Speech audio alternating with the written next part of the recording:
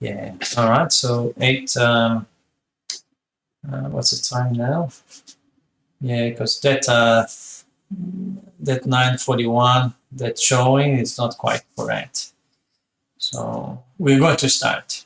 So hi everyone, and welcome to our Instagram live session, being part of the engineering qualification validation in Australia free workshop. And tonight I'm going to be answering some of the questions that I received during the workshop. The workshop started last Sunday, and I'm very happy that I'm having very good participation, people asking questions, people ringing me. Very happy with that. And I received many questions. And also tonight I'm going to give away for free 2 sessions of 15 minutes of consulting services. So those on Instagram, you will be able to put your hand up, and then I can bring somebody together with me sharing the screen, and then we can have a little bit of a discussion. But first, for those that don't know me, my name is Gerson Ida. I'm the founder of www.engineersinaustralia.com, a website that I created to share content of value and useful information about the engineering qualification validation here in Australia. And I also share a lot of other information that are useful for engineers here in Australia. I talk about workplace health and safety, I talk about environmental management, I talk about other things related to engineering, and also I've got a special, how can I say, series where I talk about how you can get your first professional job here in Australia. All right, so of the questions that I received, there are a few different categories. The categories that I kind of tried to classify, they are in alphabetical order. I put in alphabetical order because it's easier. Academic studies, ART, those from Brazil, they know what ART is. Questions about the career episode, questions about the CDR process, question about consulting services, question about the cost, how much does it cost to validate here in Australia, questions about the chartered professional engineer, questions about the CPD, the continuing professional development, questions about the engineering associate, questions about English test, question about what sort of experiences you should be using, questions about expiry date of validation, questions about the International Engineering Alliance, questions about jobs, networking, pathways for the validation, processing times once you apply for your validation, restrictions after being validated, the relevant skilled employment assessment, stage 1 of membership, questions about the summary statement, and templates. So there are a lot of questions. I think there's more than 40 questions all up. Pretty sure that I won't really be able to answer all of them, but I will select few of them and I will answer some of them. All right. So the first question is about, and then while I'll answer the questions, have a think about if you have a situation where you want to discuss with me. In about probably 15 minutes, I'm going to ask the audience if anybody wants to share the screen with me and have a little bit of a discussion. Okay, so the first question is about academic studies. And the question that I received, although it's specific for Brazil, but it can be obviously extended to other countries as well. The question is about the qualifications in Brazil. Are they the same as in Australia? So obviously qualifications could be in Brazil, could be in Colombia, could be in India, could be Pakistan, or whatever country. So are the qualifications the same as here in Australia? And the answer is yes and no.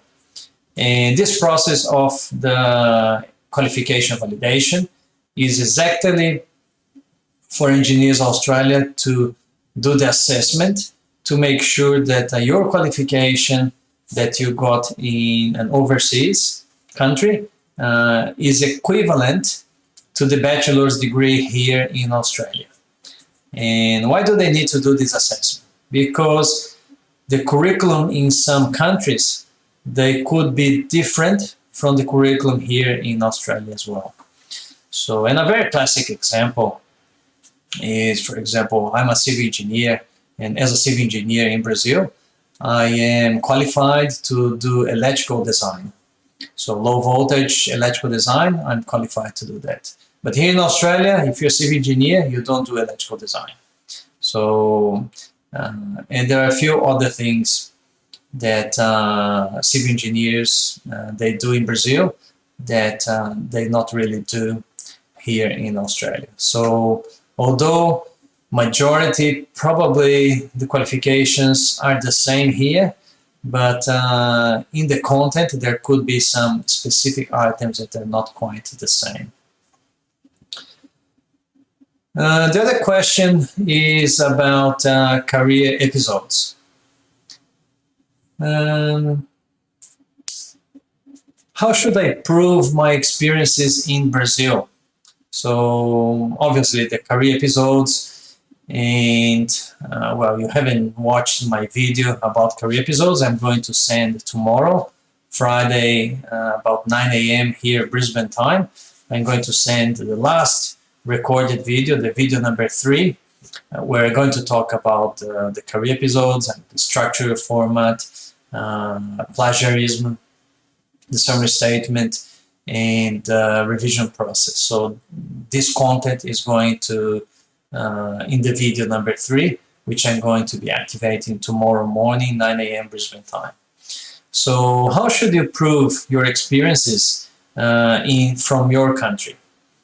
Well, when you write your career episode, the career episode is exactly for you to demonstrate your engineering experience, either in the academic field or in the work area. And how you demonstrate that? You gotta address the 16 competencies that are detailed in the migration skills assessment booklet if you are doing the MSA. If you're doing stage 1 of membership, then there is a guideline for the stage 1 membership. But for both MSA, migration skills assessment, and stage 1 membership, the competencies, the 16 competencies are the same. So regardless of if you're doing one process or another process, the 16 competencies are the same. And this is how you demonstrate and you prove your experience, your engineering experience in your own country here in Australia. You gotta address the 16 competencies in your career episodes, and obviously you got a link in the summary statement. The other question about career episode is about that I got was, is it safer to write the career episodes based only in education experience rather than work experience? Yeah, that's certainly a very good question. And I myself, I used just work experience. And perhaps because when I validated my qualification, I had already 10 years of work experience, and I had a lot of work experience. So fortunately, I was able to use my 3 career episodes using work experience. But the situation may not be the same for everybody. There are graduate engineers that they just fresh out of university, and obviously if they just fresh from university, they won't be able to demonstrate work experience. So in this case, obviously it's better to use academic experience. What would be the other situation where it's better to use academic experience, even if you have work experience? Well, this situation is when your work experience, remember that many times already I said that when you choose your experience, you got to make sure that that experience matches with the occupation definition according to ANZ SCO, the Australia New Zealand what they call standard competency occupations. So you need to make sure that your experience does match with the definition from ANZ SCO. If your experience does not match with that particular occupation, then your experience, your work experience, is not very good for you to write in your career episode. And if you don't really have another work experience, in this case, it's better and it's safer to use your engineering academic experience. But again, the engineering academic experience needs to also match the definition under the ANZ SCO. So if you get, for example, if you did an assignment, let's say you are a civil engineer like me, and then you did an assignment, just going to move this to somewhere that doesn't really bother. If you have an experience as a civil engineer of implementation of quality systems, for example, if you try to use that experience, academic experience, in your career episode, that activity of implementation of quality systems doesn't really match with the definition of a civil engineer according to ANZ SCO. So in this case, even if you use an engineering academic experience, because it doesn't really match with the ANZ SCO occupation definition, it's not really a good definition. So regardless if you're going to use an academic experience or a work experience, you've got to make sure that the experience matches with the ANZ SCO. And why am I telling and repeating this time after time? Because choosing the right experience is one of the most critical part of your validation process. If you end up choosing a wrong experience and then you write your career episodes and then you address all the competencies, you could even be addressing the competencies using the wrong experience. But because it is the wrong experience, Engineers Australia is more likely to reject your career episode and you have to rewrite everything again. So you just gotta make sure that you choose the right experience. The other question that I got here, let's say about the CDR process. So one question is, what are the steps to validate the engineering qualification? So I covered that in video number 1. And if you haven't watched my videos, I already released the 2 videos, video number 1 and video number 2. After the live session, you can go to my bio. There is a link, and that link is to access video number 2. But when you go to the page, my workshop page that has video number 2, there is obviously the video number 1 button as well. So you can watch both videos number 1 and video number 2 if you haven't watched the video. In video number 1, I talk about the opportunity for life transformation when you validate your qualification here in Australia.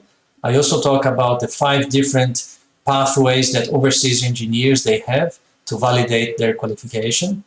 And I talk about the 6 in more details, the 6 steps for the CDR application. CDR is a competency demonstration report, which is the pathway that majority of engineers, overseas engineers, will have to follow to validate their qualification.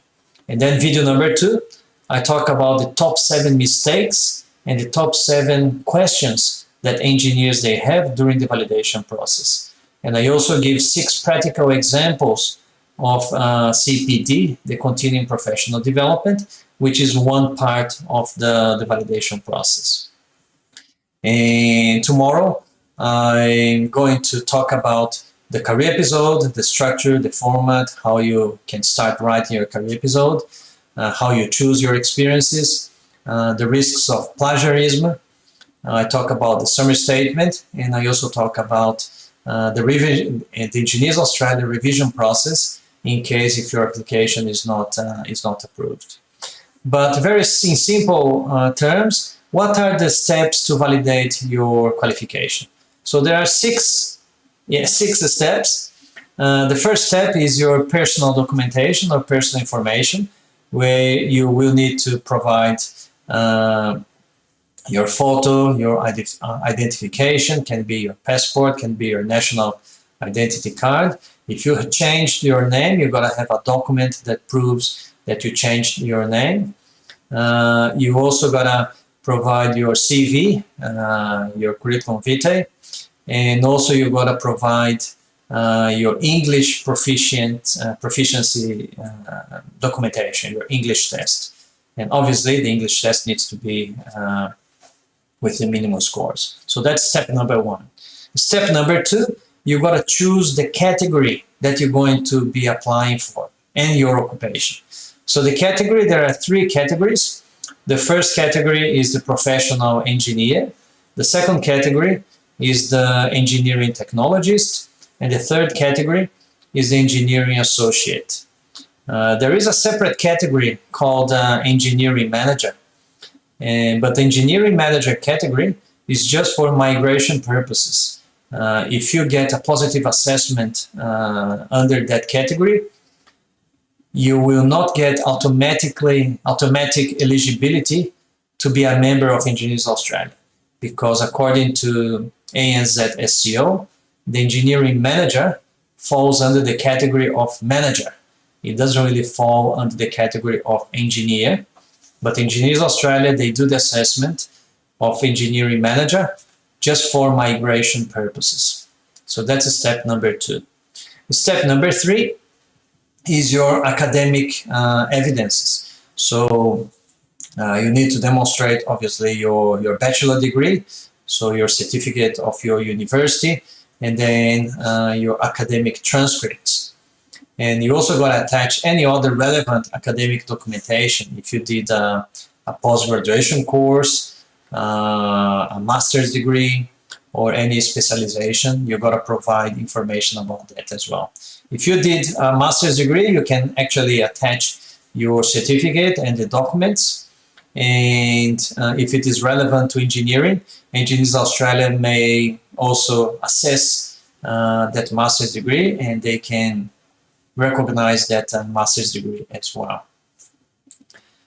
I've got a question from Adriana. I'm just going to, when I ask the questions, the other questions, I'll cover that, Adriana. Step number 4 is about the evidences of your employment. So when you're writing your curriculum vitae, if you claim that you worked more than 12 months or more than 1 year as an engineer in a company, even if you don't write your career episodes about that period of employment, you've got to provide a reference letter. Obviously, if you're writing a career episode based on work experience, you need to provide a reference letter as well. And if you are going to ask the relevant skills employment assessment, then you also gotta have a reference letter as well. Yeah, hi Diego from Café com IT. If you guys know anybody that is in the IT area, talk to Diego. Diego is just joined the cafe.com.ip. He's the guru in IT here in Australia from the Brazilian community, and he's helping a lot of people to get IT qualifications recognized, and helping and sharing a lot of information. Follow him in Instagram and YouTube as well. Thanks for joining, Diego. So that's step number 4 about the evidences of employment. And step number 5, they are the reports.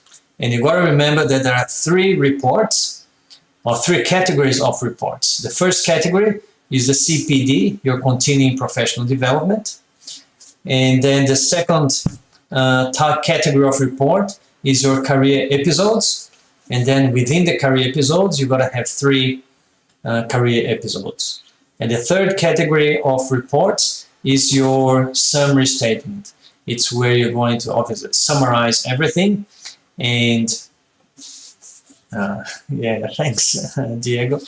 And the summary statement, you will summarize everything. You're going to write why you believe you fulfilled those competencies, and you're going to indicate whereabouts in your career episode the evidences are in terms of paragraph number and everything. So I'm going to explain in tomorrow's video about the summary statement, and going to talk a little bit about the 16 competencies.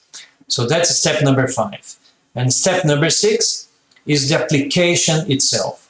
So you got to go to Engineers Australia website, and then there is like the My Portal. You got to create a login, a password, and that's where you're going to upload all your documentation. You're going to upload your English tests, your reports. You're going to pay the Engineers Australia fee. You're going to choose what services you want to do, and then you submit electronically. So in a very obviously simplified way, these are the 6 steps. And on Sunday, 10 a.m. Brisbane time, during the live webinar, I'm going to review the whole process with a little bit more details. So if you're quite not sure, or if you missed the videos, Sunday 10 a.m. Brisbane time, during the live webinar, I'm going to review the whole process. And how do you participate in the webinar? First, you gotta obviously be registered to the workshop. And once you are registered to the workshop, you will be receiving emails from myself. And I think tomorrow and Saturday, I'm going to be sending an email with the link to the webinar. And my page on my website, the link to join the webinar room is going to be there as well. So you can go to www.engineersinaustralia.com. There is a menu, Eng Qual Validation. There's a workshop page, and then the link is going to be there as well. And also I'm going to send the link to the Telegram group. So if you're not part of the Telegram group, send me a direct message, and I'll send you the link for you to join my Telegram group. Telegram is like WhatsApp, but in my view, it's much more professional, and the message goes to everyone. There's no algorithm. So I'm going to send the link to the webinar in my Telegram group as well. So I'm going to give 2 free 15 minutes consultation. I'm probably going to choose somebody now. I'm going to ask, and then you can, I think there is somewhere that you can that you can put your hand up. And if you want to be part of the live session, if you can't find a button to request to be live with me, you can probably put in the comments that you want to be live with me. You don't need to be shy, it's just going to be you and me. And those ones that are not going to be live, please stay tuned in, because the question of somebody can also be your question, and obviously the answer can answer your question as well. So anybody willing to share the screen with me? If you guys are shy, I've got so many questions here. I can keep going with the questions. I'll probably have to do another live session next week, because there's a lot of questions there. So anybody willing to share, be live with me? You have a particular question that you want to ask, or a particular experience, if you are not really sure if you can use that experience as part of your career episodes. You don't need to be shy. I'm just going to double check the messages there. Well, there's a question from Adriana. She's asking, is there some difference between using graduate experience and work experience? I mean, once validated, has both have the same strength? Yeah, that's a good question. What sort of engineer are you, Adriana? Are you civil, mechanical, electrical? Not that it does make a lot of difference, but the simple question for that is no. It doesn't really make any difference. Once you are validated, let's say that you are an electrical engineer. Oh yeah, you're an electrical engineer. If you use academic experience or if you use work experience, when you're going to apply, you're going to apply under the, I'm assuming, professional engineer and under the electrical engineer occupation. So your letter of assessment from Engineers Australia will come as professional engineer, electrical engineer. So it doesn't really matter, because then you are going to be a recognized electrical engineer. And when you apply for jobs, for example, you certainly can put in your CV and your cover letter that you are an electrical engineer where the qualification has been validated by Engineers Australia.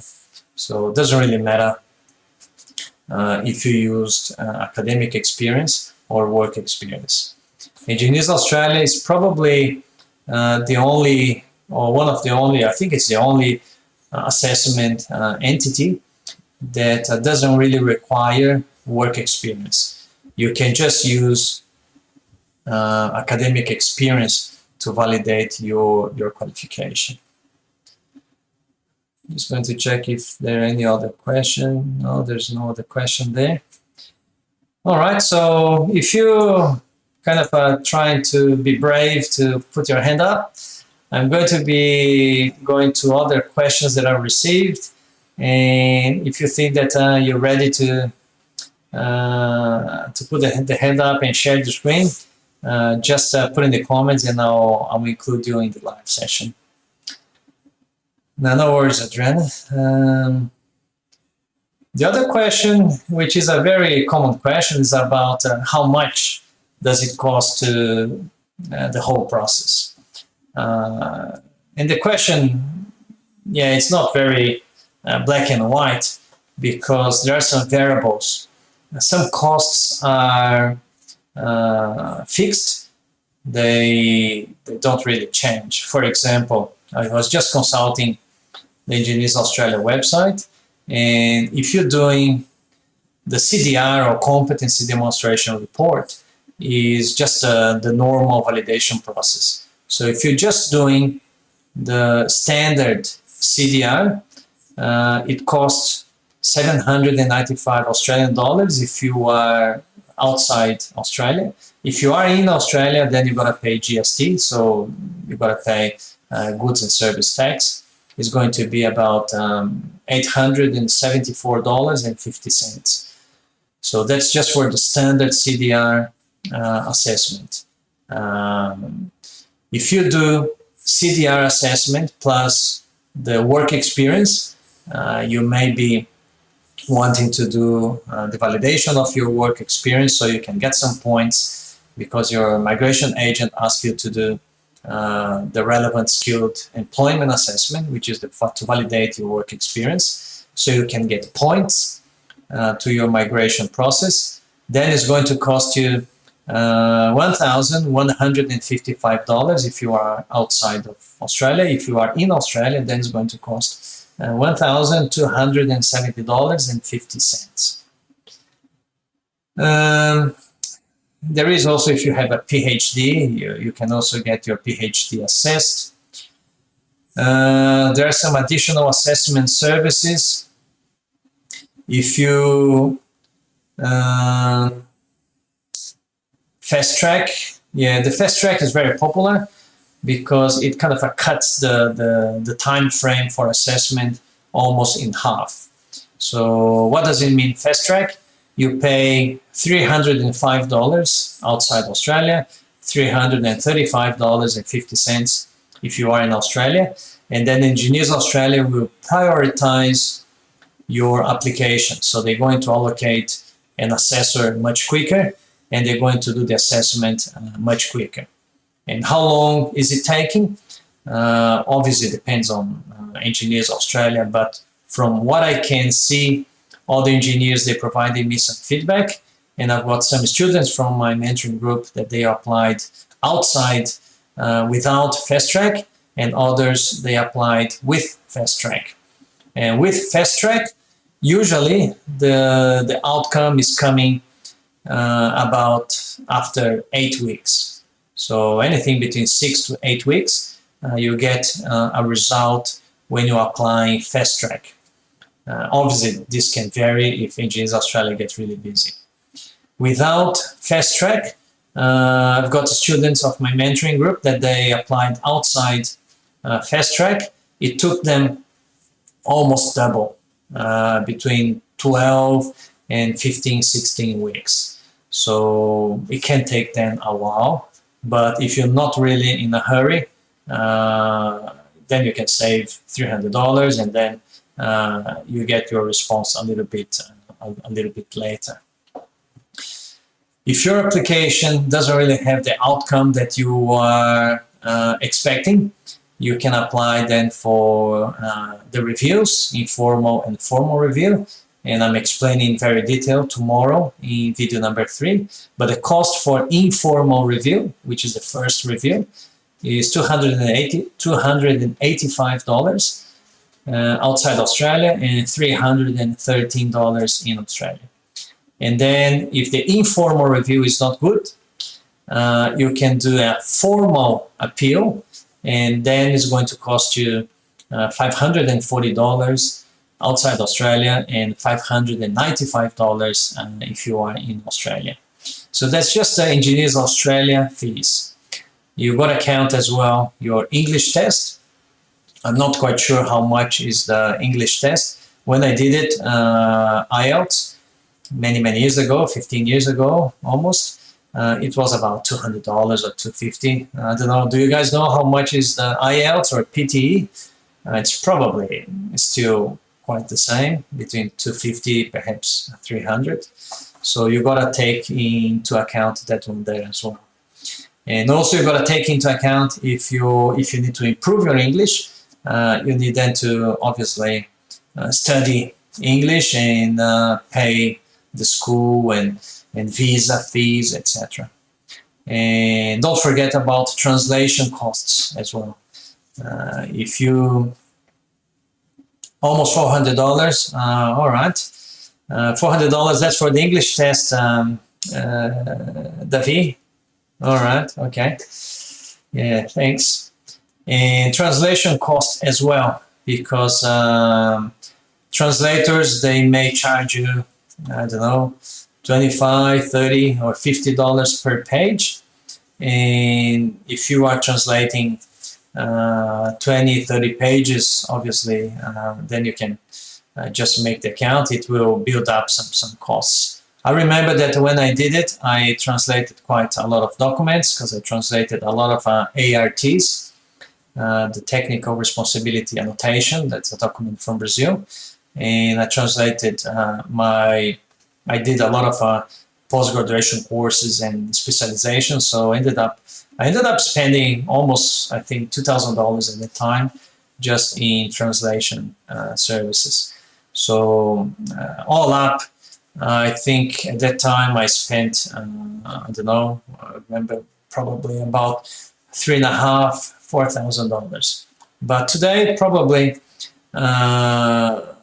you may not need to translate all of the things. Probably I translated a lot of documents because there was no one that kind of gave me a little bit of information, and probably I translated documents that I didn't really need to translate. But if you think about the Engineers Australia fees, English test, and some translation, probably about $2,000, $2,500 is going to be probably a fair assumption.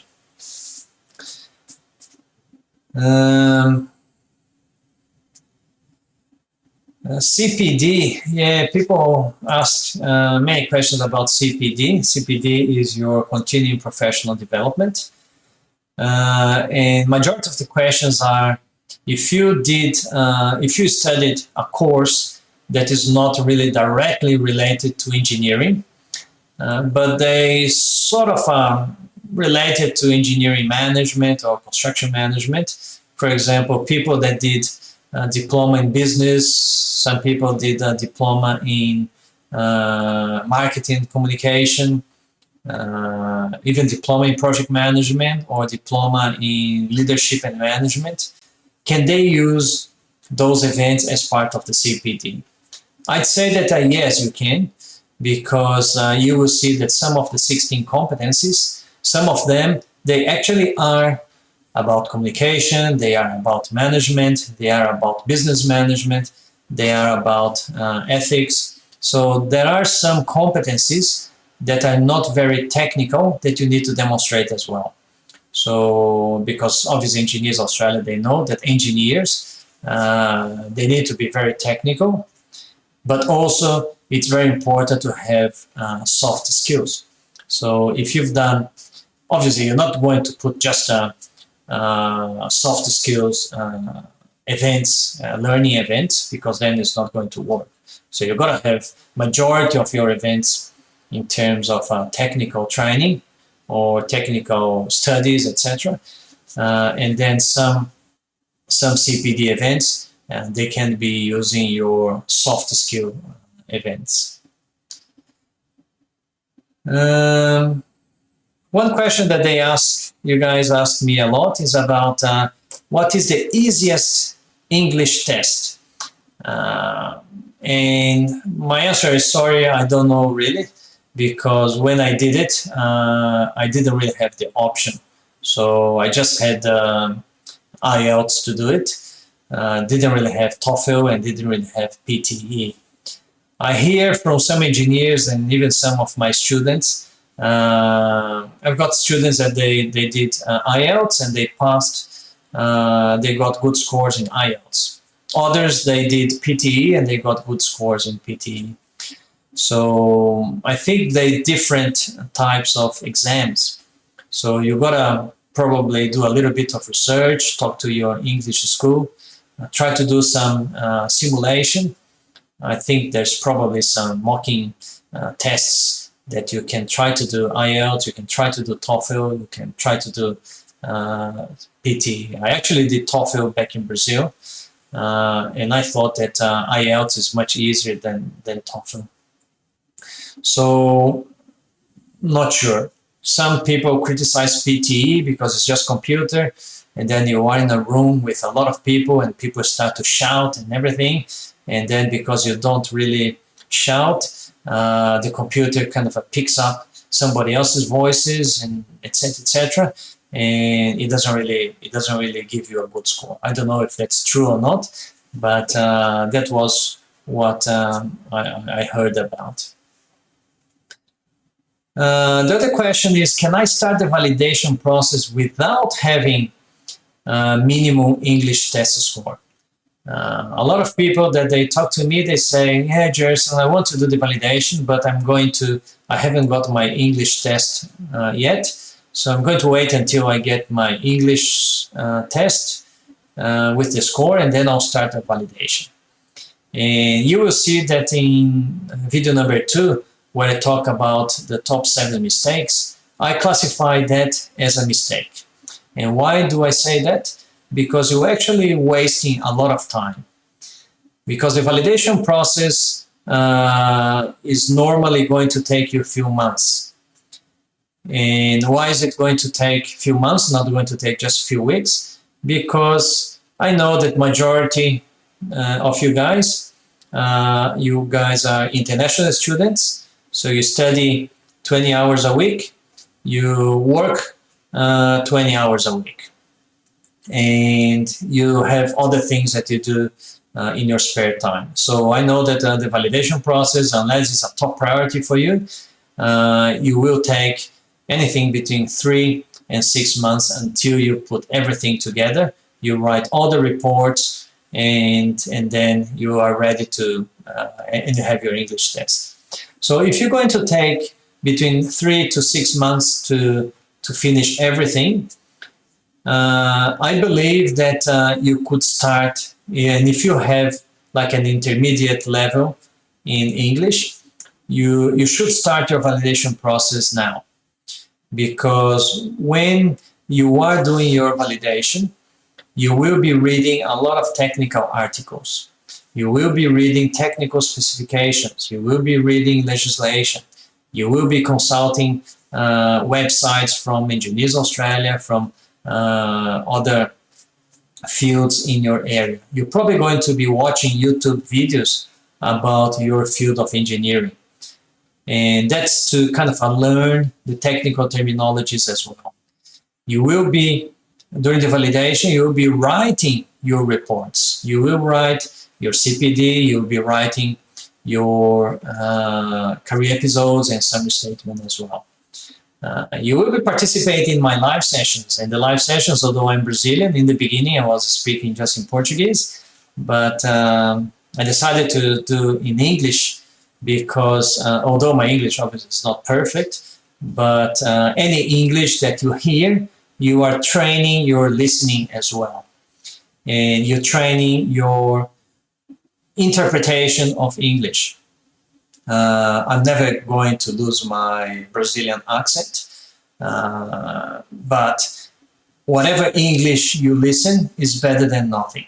So in this time, I hope that you guys keep participating in my live sessions so we can interact in English. Like Adriana, you know, she wrote the question in English. I replied in English. She wrote another one there. I'm going to answer it soon. And she's practicing English, and she's practicing. Obviously, we practice in our day-to-day when we are working, but depends on the work. You don't really practice a lot. When I was working, when I arrived here, I was working as a cleaner. I was cleaning toilets, and I didn't really have a lot of people to talk to. The only people that I was talking to when I was working as a cleaner was my fellow Brazilian friends, because they were cleaning floors and etc. And those, even my wife, she was cleaning floors, and she was a bit luckier because when she was cleaning floors, there were people working still, and she was talking with them and etc. etc. So she could at least interact with somebody and practice English. And I didn't, because you know usually you go there in the toilets and they're all empty, and you don't really talk to a lot of people. But you will be practicing English, and after 3 or 6 months reading technical articles, taking notes of the things that you didn't understand, or taking notes of the technical terminologies, you will improve your English. So you need to take the opportunity of the validation process as a study for your English as well. Obviously, in addition to your regular English studies, if you're doing it. So I'd say that if you have an intermediate level, English level, after 3 or 6 months, obviously if you have read a lot of papers and a lot of articles, and you're trying, putting a lot of effort, after 3 or 6 months, your English will naturally improve. And you're probably going to have better chances to get a good score in your English test.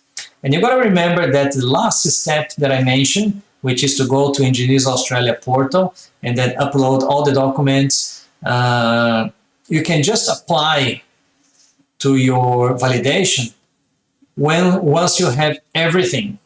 So if you have pretty much everything but it's missing one document, you can't really submit because the system will say that you haven't got everything. So if you don't really have, if you haven't got your English exam, for example, you can have everything else, but if English test results are not attached, you're not going to be able to submit your application. So if you have your English test in the beginning or in the end, doesn't matter, because you're gonna have everything. So I really encourage you guys, if you have an intermediate level of English and if you are reluctant to do your validation because you haven't got your English test, perhaps you're saying that you don't want to start your validation because of English test, just because you are procrastinating, just because you're trying to find an excuse not to start your validation process. Because the validation process is not, obviously, it's not fun. It's not the best experience that you're going to do here in Australia, or if you are in Brazil or in Colombia or Argentina or in your home country. It takes a lot of time, it takes a lot of effort, it takes a lot of dedication. I don't know if you watched the video of Leila, one of my mentoring students, that she was validated in January last year. There is an interview on my website, and she says that to do the validations, she had to give up many things. She had to give up time with family. She had to give up even some work time. Instead of working the 20 hours, she was working less. She had to give up leisure. So instead of going out with friends and doing a short trip here and there, she had to give up there because she needed time to write everything. It's not just writing, it's about planning, it's about thinking about what you're going to write. If you start writing, if you decide, oh yeah, today I'm going to start writing, if you don't plan, if you don't think about, if you don't organize yourself, if you don't really make sure that your experiences are the right one, you will do like I did. Because when I did it, didn't really have a lot of information. So I took I think it was between 8 and 10 months until I could do everything. And I wrote many times the career episodes, because every time that I was writing, I didn't plan, I didn't organize myself, I didn't know really what to write. So I ended up writing many career episodes, and in the end I thought, oh, that's no good. It's not really going to address my competencies or the competencies required by Engineers Australia. So I kind of threw in the bin and start a new one. But because I still didn't know, I ended up wasting a lot of time. But just after I did my certificate 4 in assessment, training and assessment, that I really understood what a competency is and how can I address competencies, was when I managed to write very good career episodes and do the summary statement. And I created this website and I created my mentoring program, because after that I ended up reviewing and helping many engineers to get their qualification validated, and also to attain the Chartered Professional Engineer when I was a member of the interview panel with Engineers Australia. So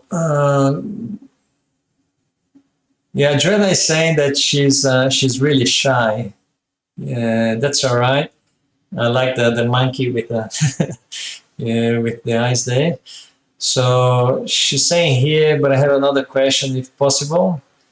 Yes, it's possible. If you're asking questions, you know, you've been smart, because I'm here answering questions. And if you have questions, might as well just ask, because other people that they have questions and they don't ask, I can't really answer. My crystal ball is not really good. I cannot really guess what is your question. So if you don't tell me your question, I can't really answer. So Adriana is asking, how many times will Engineers Australia ask us to do again some mistake? Is there some limit of Engineers Australia feedback after applied? That's a very good question. So I believe that they just ask once. So they give you the feedback and they say, career episode number 1 is not really good on this, and that. Could you please rewrite, or could you please add this information, or could you please submit this documentation? So I think, I don't know, because I'm not Engineers Australia, but I think that if you submit that information, they will then take in consideration what you submitted, and then they're going to make a decision. So if they make a decision not approving your career episode, it's when you then can lodge the informal review. And then after the informal review, if it's still not good for you, then you can apply for the formal appeal. So I don't believe that Engineers Australia will, you submit, they gave you a feedback, and then you provide information, and then it's not good, and then they're going to ask again, oh yeah, you forgot about this. It's your responsibility.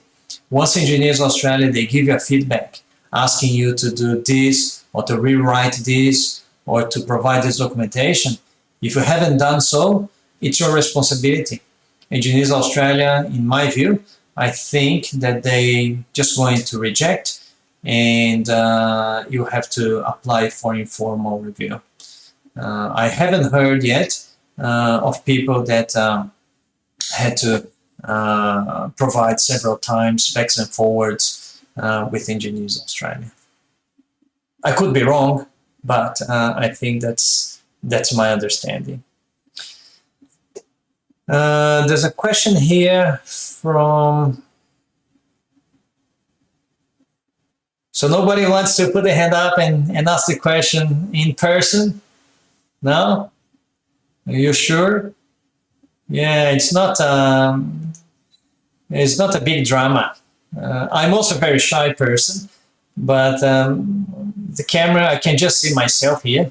So I'm not in front of a lot of people.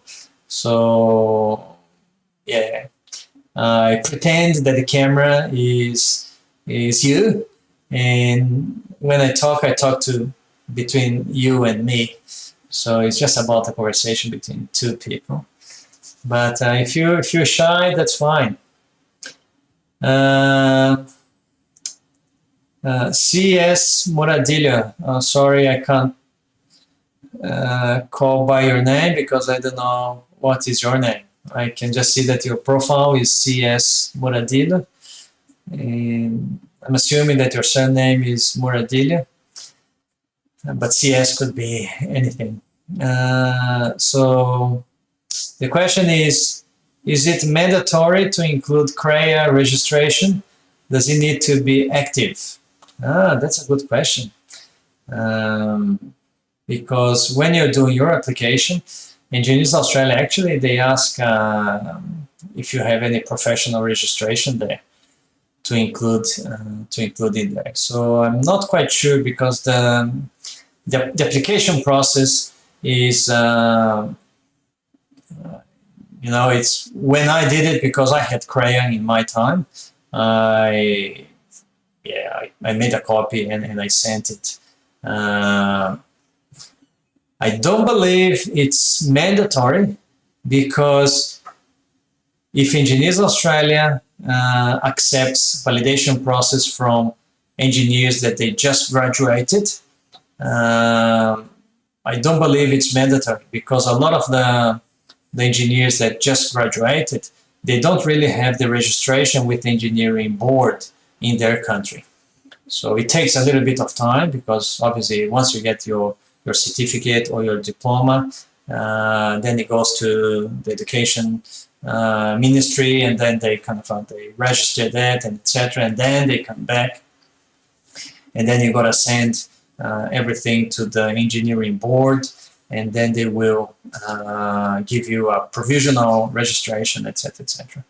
So I don't believe it's mandatory. Don't quote me on that.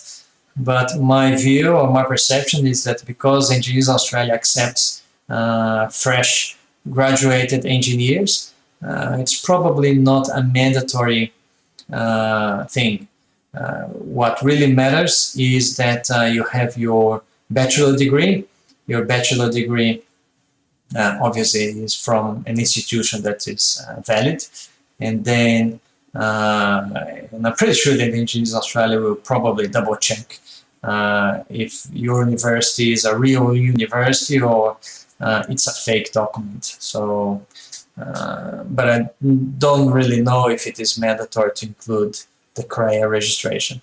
For those that are not Brazilians, cryo is the Regional Council of Engineering and Architecture. So when we graduate as engineers or architects in Brazil,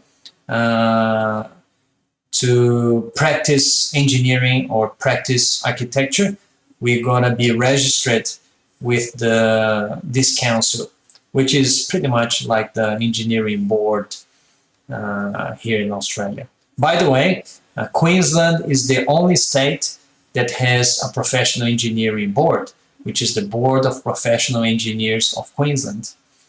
New South Wales and Victoria, they introduced a legislation for registration of engineers.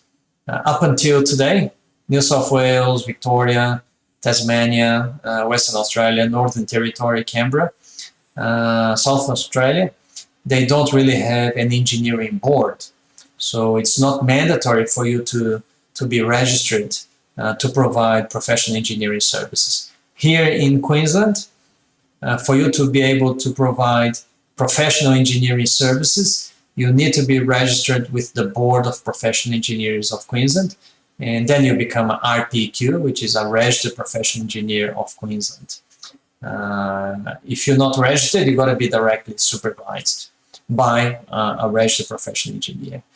If you get caught providing professional engineering services without being registered, you can actually be prosecuted criminally, and if found guilty, your penalty could be fine, a monetary fine, or even you could go to jail, depending on the consequences of your acts.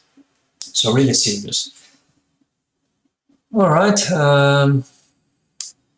So what's the time now? Actually, I'm not sure what's the time now.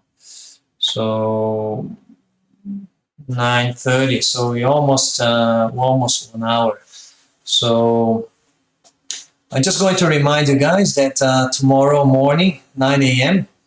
Brisbane time, I'm going to be releasing the third video number 3 of the workshop. And in tomorrow's video, I'm going to talk about the career episodes, the format, structure. I'm going to talk about the risks of plagiarism. I'm going to talk about the summary statement, and I'm going to talk about the revision process if your application is not successful. And that's Friday. And then on Sunday, 10 a.m.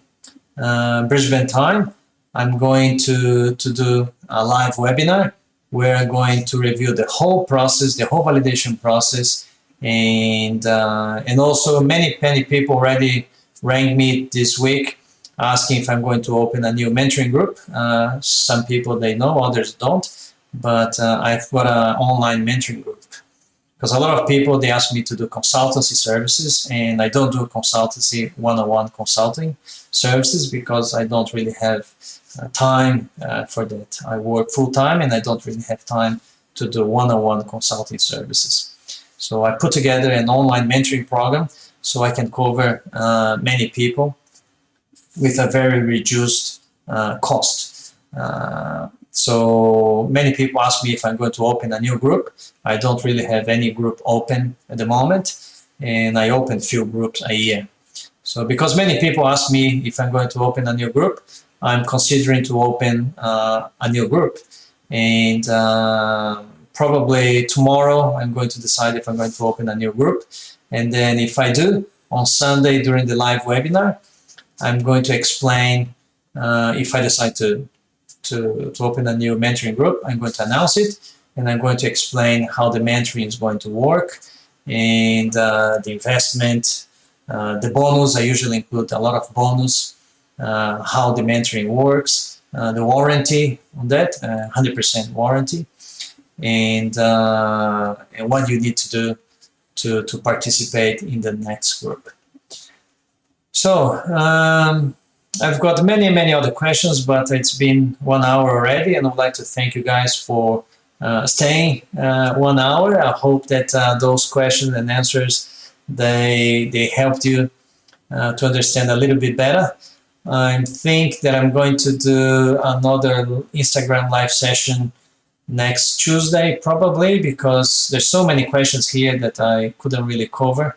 And that's very normal. Every workshop that I do, I usually do another 2 extra sessions because there's so many questions. So I'm probably going to do another question and answer session next Tuesday and perhaps next Thursday as well. And even in my live sessions, you probably know, every week, Sunday, 8:30 p.m., I have live sessions on Instagram, Facebook, and YouTube, and I usually cover one topic about engineering.